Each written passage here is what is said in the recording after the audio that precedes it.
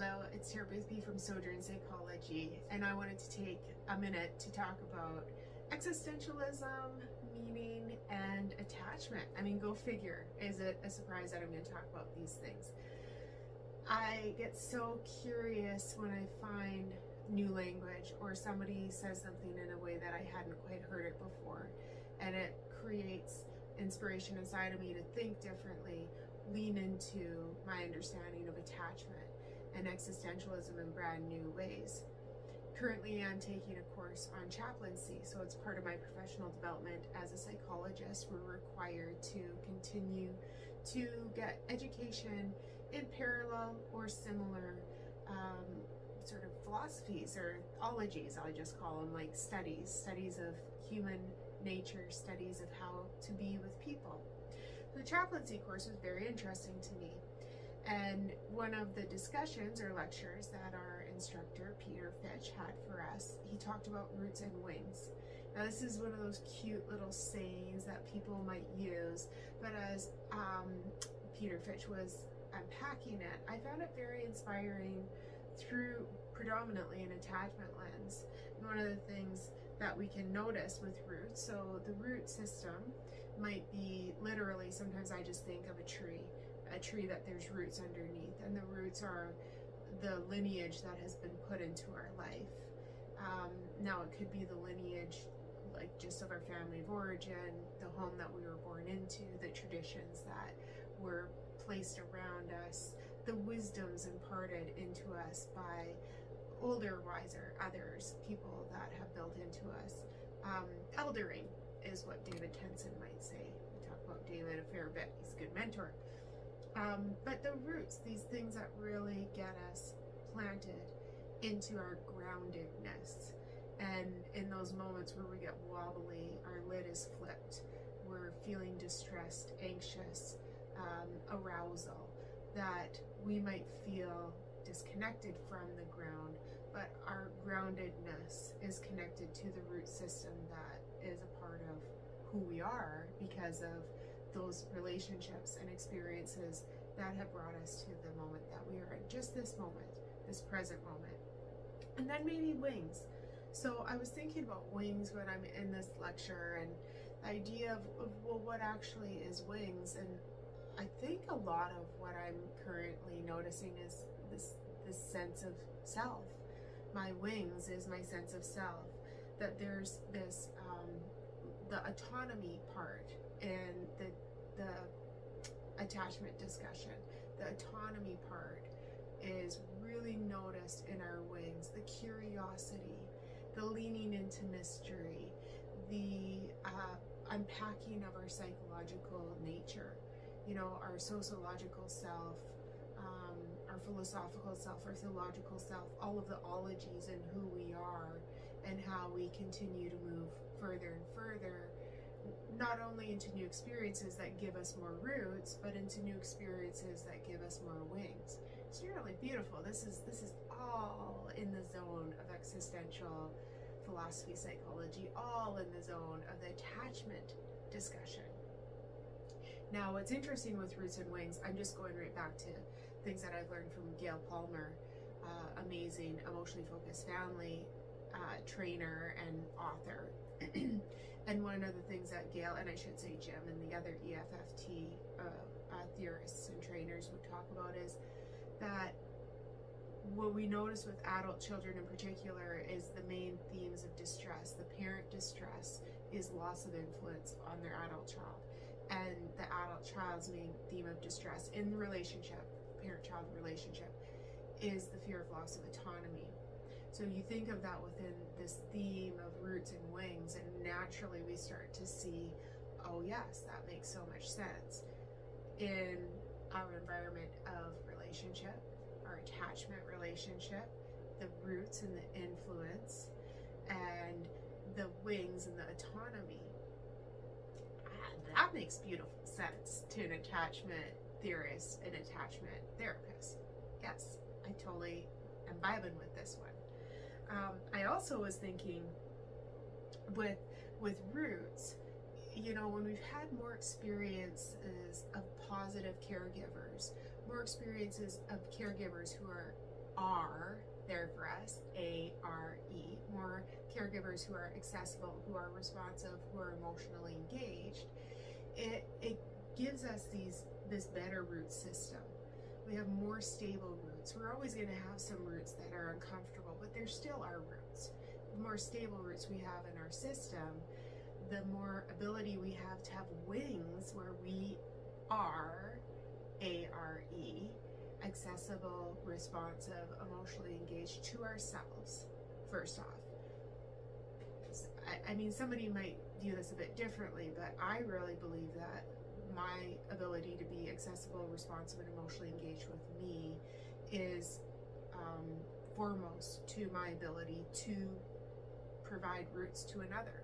The more A-R-E I am with myself, the better I am able to be an A-R-E mother to my children, an A-R-E wife to my husband, to be accessible, responsive, emotionally engaged with clients, with friends, with colleagues, and you right now. I mean, I'm trying to really lend into this space, accessing my own self, being responsive to my own self, emotionally engaged with my own self, hopefully, right? Almost forgot. And then to provide a space where we can talk about how is our root system doing, because the roots are really central and important to the wings. Now, the other thing with noticing the root system is really the language of attachment talks a lot about, like, our root system is our experience of a bigger, stronger, wiser, and kind other. So the bigger, stronger, wiser, and kind symbol of attachment. Our primary caregiver growing up, our second, our third, our fourth, our fifth, or however many we have, we've had a lot of influence by people who were teaching us about our root system. And the more we've had experience with people who are balancing big and strong with wisdom to maintain kindness, the better those root systems are. When we've had experience of individuals, authority over us, who are big and strong, who are mean, that influence our root system. When we have experience of authority over us, who are kind without big and strong, that's weak. And when we've had experience of leadership that omits wisdom, it really is an experience of gone, you know, that we've had, unfortunately, these painful experiences, especially if that's a caregiver. If you've had a mean caregiver, if you've had a weak caregiver, if you've had a gone caregiver, somebody who just is neglectful. But then too, we have other symbols of attachment that show up in our life. Teachers, coaches, our friends' parents, our boyfriend or girlfriend's parents, pastors, you know, all these people going along, university and instructors, bosses, camp counselors. There's a variety of people who then have authority, police, military, and the experience we have, the encounters we have with such authority also, you know, nudges into our attachment system. Those experiences, when they're positive, help us to connect with a more positive rootedness within us, the lineage of hopefully more securishness, more of the good stuff, the love energy that helps us to believe in good love energy. Now, those times when we have negative, destructive relationships, that touches into some of the not so great roots and can get us feeling wobbly again. When we're in our roots, in our experience or expression of self or sense of self, and we have a new encounter with something that's painful, that's when our lid can flip. We can feel emotionally dysregulated. Our central nervous system can be dysregulated. All the things that get us out of our balance, our groundedness. And the more experience we have of being grounded in a good root system, the more potential we have to go back to our good root system. So I am personally finding this fascinating to think about attachment through this lens. I also just hear so much existentialism in this philosophy of how do I exist with my people in the good rootedness, and how does that good rootedness influence my ability to fly with wings. Lovely, Lovely, lovely stuff. One of the things Peter Fitch said in this lecture is, you can use your wings to fly into someone else's existence. You can use your wings to fly into someone else's existence. That's so beautiful. We learn love. We learn to trust roots. We learn that roots exist in our life. We learn what it means to be grounded, and then we fly. And as we grow talent and ability to fly, we're better able to fly into the lives of others. And when we fly into the lives of others, we can bud and learn how to be an influencer of their good roots, that we can come alongside and figure out how to be bigger, stronger, wiser, and kind. Because we don't want to be mean, and we don't want to be weak, and we don't want to be neglectful and gone. And of course, as we have human experiences and a variety of relationships, we've all had those moments where I have been mean, I have been weak, I have been neglectful. And that's a normal thing for each one of us to be able to say inside of us, to know our truth.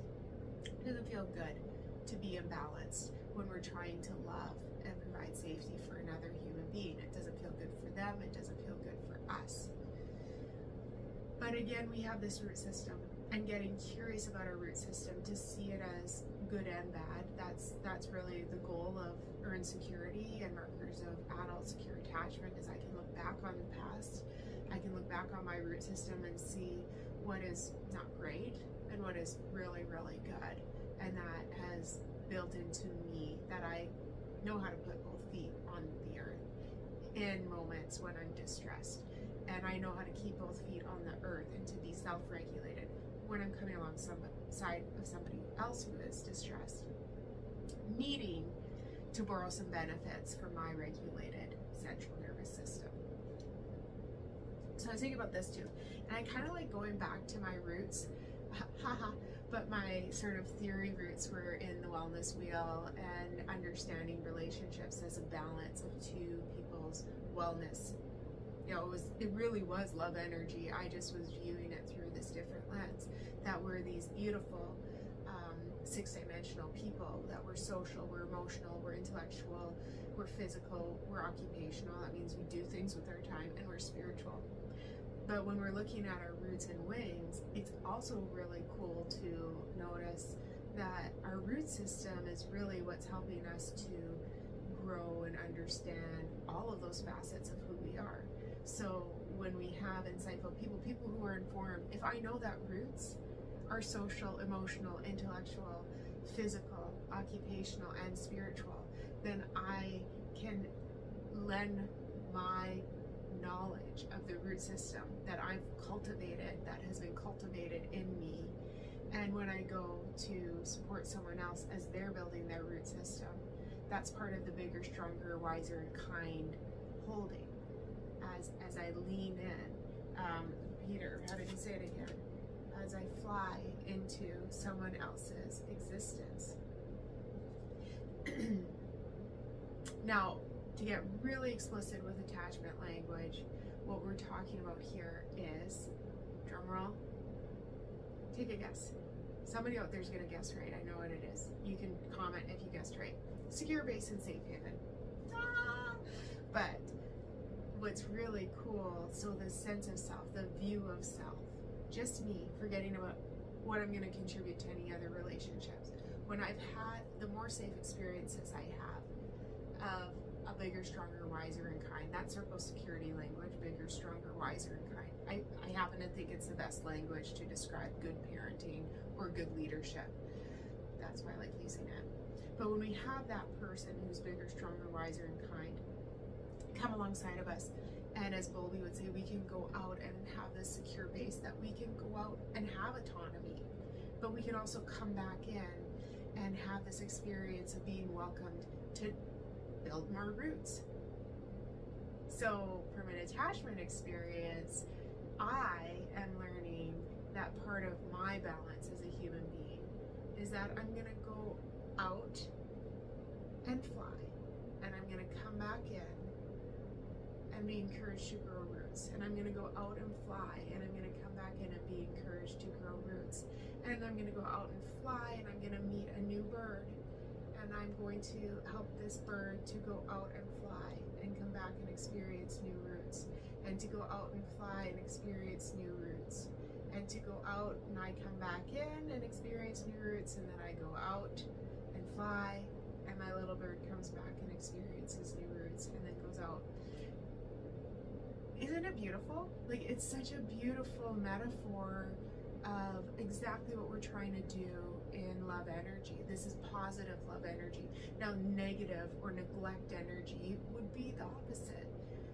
When we limit our own ability to fly, when we limit our own ability to see the goodness of our roots. There's many, many ways that we stop ourselves from this pattern. A lot of it stems from a traumatic experience where somebody else was stopping us from going out, when someone else was not encouraging us to have wings, when someone else was not helping us to organize our feelings or to feel secure. When we come back in and needing this secure base, my person, my mom, my dad, my caregiver. And the less we know this, this is just, again, good research, is the less positive experiences children have of a symbol of attachment in their childhood, the less able they are to navigate going out and flying and coming back in, or knowing how to reach for a safe hand. So I think this is worth thinking about. And maybe if we consolidate it down into a contemplative question. If you've read my book, you know I like these questions. I kind of torment people with contemplation. I love it. I think contemplation is worth being tormented by. But a contemplative question to just linger in is, how do I notice my root system, good and bad? What conversation do I have with myself about the fact that I don't cut my roots off? My roots are there. They're my lineage. How do I allow myself to fly? And how do I get in my own way of flying? And then you can lean into, what was I taught by the formative people in my life? How did I observe my symbols of attachment flying and coming back to connect with their own root system? And then we can also ask, how do I see myself supporting the people I love to go out and fly and come back and trust the root system? How well am I doing at, giving plant food and water to nurture the budding lives around me? I love this language. So I hope you're having an amazing day. I hope you're feeling connected to the earth. I hope you feel grounded, and I hope you can see the good roots that are there and not just the bad roots that are there for you. And I hope you fly. I like flying, so I really hope that you are flying as often as possible. And when you come back home, that you come back to the things that are always of love's kind. And this is also true, that just the things that are of love's kind are watching over us as we go out and fly and as we come back to connect to our roots. All right, guys. Peace and love.